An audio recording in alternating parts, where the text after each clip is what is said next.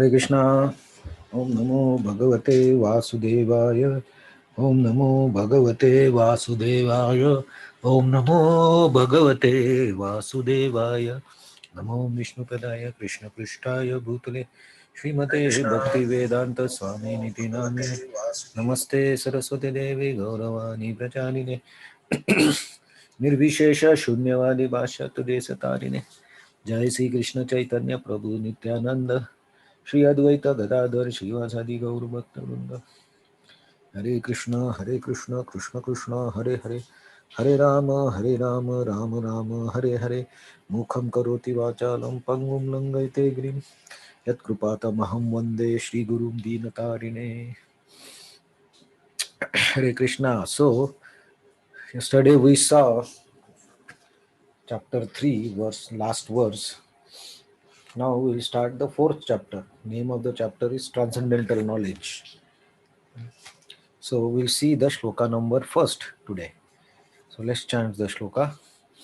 Sri Bhagavan Vacha Shri Bhagavan Vacha Imam Vivasvate Yogam Imam Vivasvate Yogam Proktavan Aham Avyayam Proktavan Aham Avyayam Vivasvan Manave Praha Vivasvan Manave Praha Manurikshva Bravit. Manurikshvakave Bravit. Shri Bhagavan Vacha Sri Bhagavan Vacha Imam Vivasvate Yogam Evam Vivasvate Yogam Proktavanaham Avyayam Proktavanam Avyayam Vivasvan Manave Praha Vivasvana Gunadevaha Manur Ikshvakave Bravit. Manudikshva Kave Pravit. Please chant.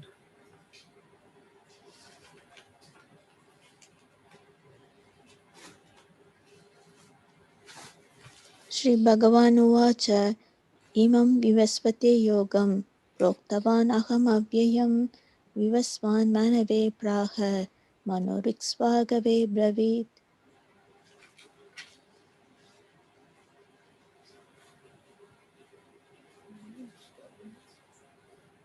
Anyone else?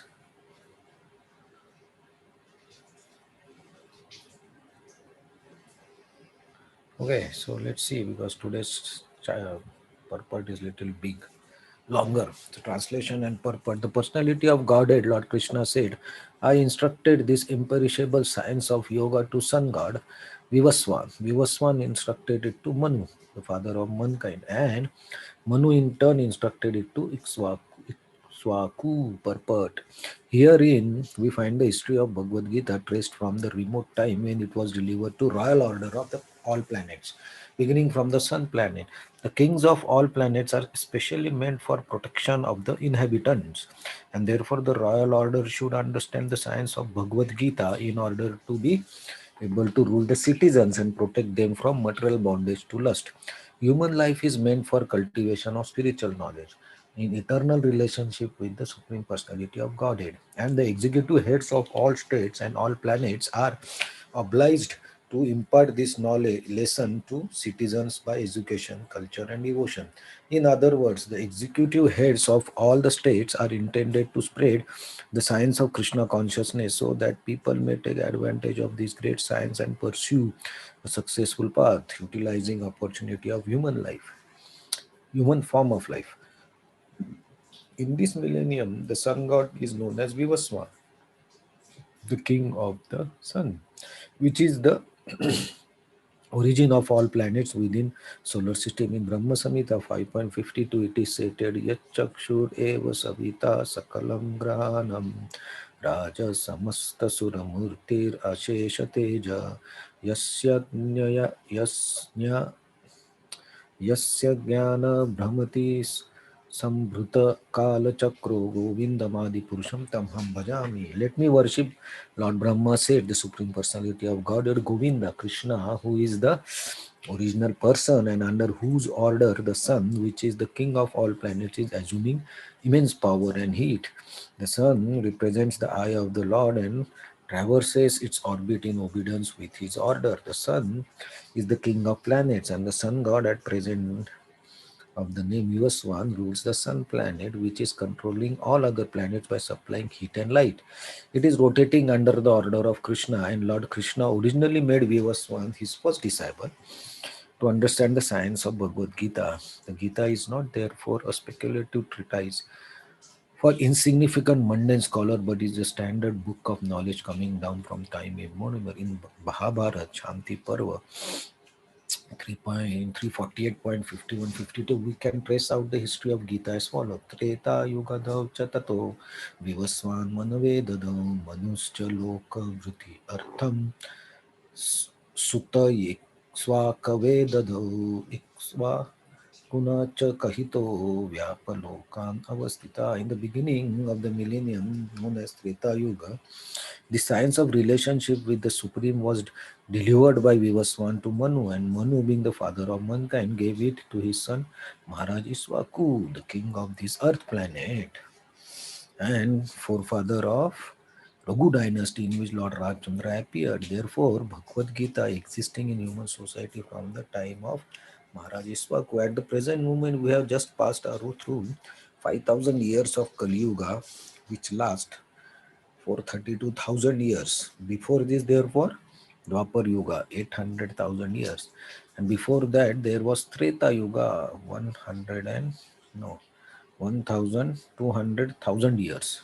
Thus, some 2,500 years ago, Manu spoke Bhagavad Gita to his disciple and son Maharaj Iswaku, the king of this planet Earth.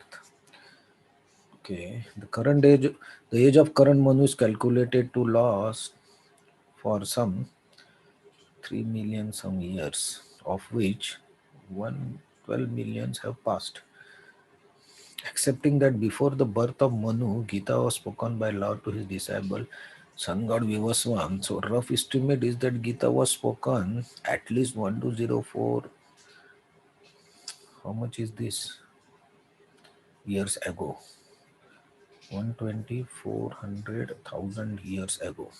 And in human society, it has been extant for 2 million years.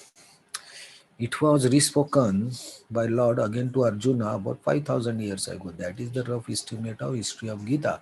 According to Gita itself and according to version of speaker Lord Krishna, it was spoken to sun god Vivaswan because he is also Kshatriya and is the father of all Kshatriyas, Vaswan, who are descendants of the sun god and Surya Vamsha Kshatriyas.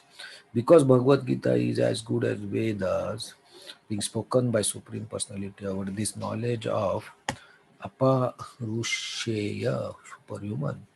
Since Vedic instructions are accepted as they are without human interpretation, the Gita must therefore be accepted without mundane interpretation. The mundane wranglers may speculate on the Gita in their own ways, but that is not Bhagavad Gita as it is. Therefore, Bhagavad Gita has to be accepted as it is from the disciplic succession, and it is described herein that Lord spoke to Sun God, and Sun God spoke to Manu, and Manu spoke to his son Iswaku. So this fourth chapter, so till last verse, Krishna was speaking about the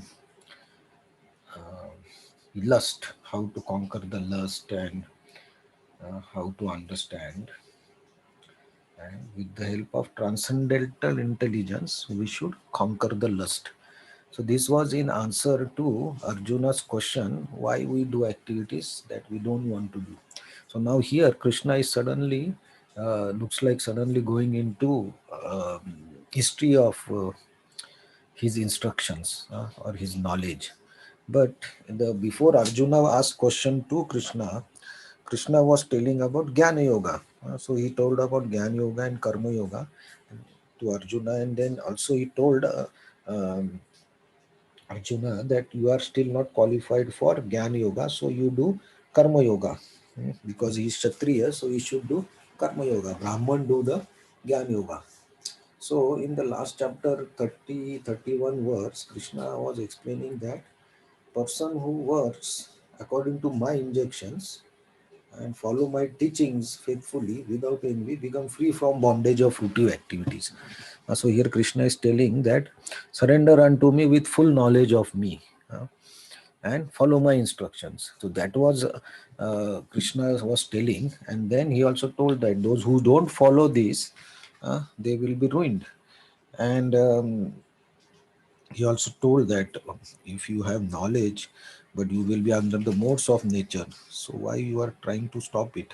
So better you do your duty instead of not doing duty.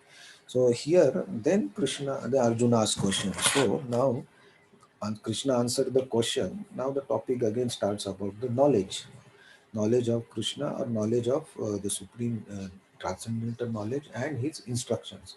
So now in this chapter, Krishna is telling how the knowledge about or the supreme knowledge was given by Krishna from time immemorial. It's not that first time Krishna is speaking Bhagavad Gita to Arjuna. So this was his um, repeat. So before that, Krishna has already spoken Bhagavad Gita, and because Krishna is spiritual or transcendental, it has to come to the material world. So how it came to the material world? Through the sun god, because sun god is the king of the planets.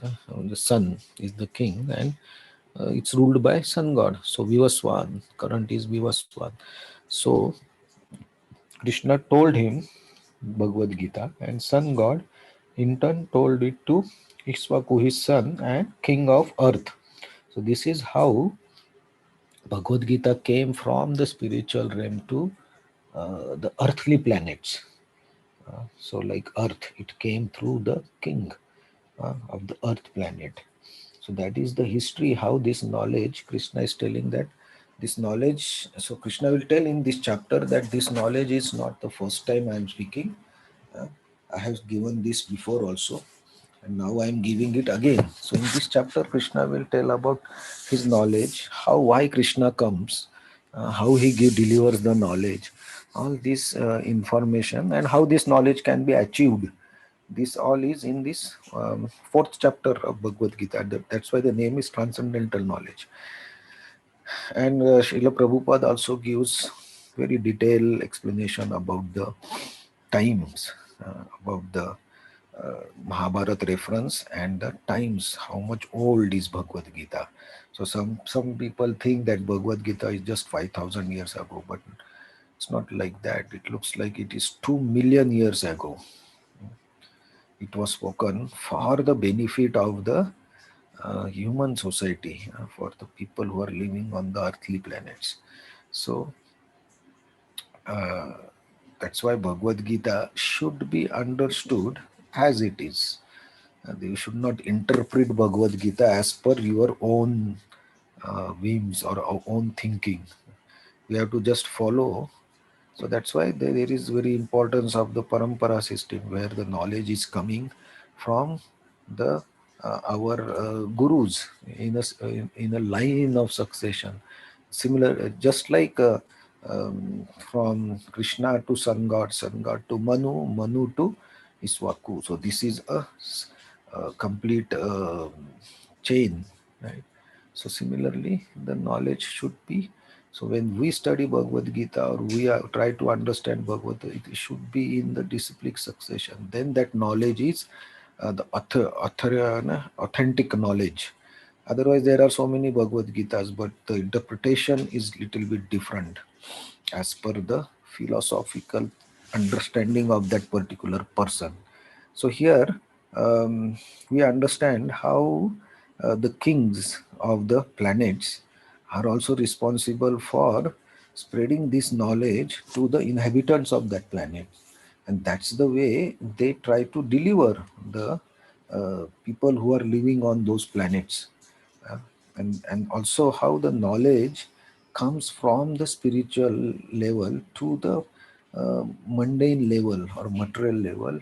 So that's why we say this is a transcendental knowledge, and if we just study it, if we try to understand it, that delivers us, because this is not the knowledge of, or these words are not the words of this world. They are coming from the some word, spiritual word which is beyond the material world. That's why Bhagavad Gita is deliverer. It delivers us from the ignorance. So in this chapter now Krishna will tell.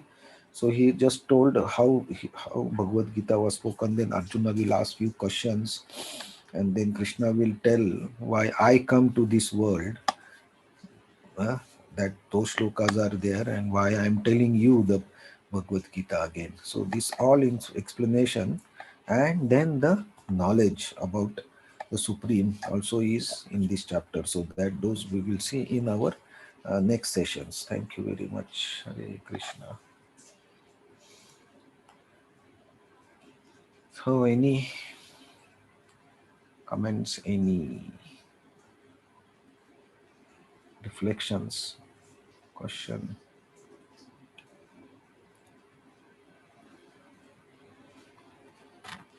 It's good to study this.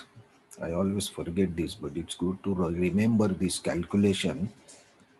If somebody can write that, how this calculation is, it will be helpful for us if anybody asks about Gita history or something. It's very nice. Somebody has to write and calculate the words into the calculation part, I think. If anybody can do that, will be great help for everyone. Okay, so let's see from tomorrow more about how this knowledge is coming and how we can understand this knowledge. Hare Krishna, thank you very much. Thank you, Hare Krishna. Hare Thank Krishna, you, Hare Krishna. Hare Krishna, Thank you, Hare Krishna. Thank you so much. Hare Hare Krishna. Krishna, Hare Krishna. Thank you, Hare Krishna. Hare Krishna. Thank you. Thank you. Thank you, Hare Krishna.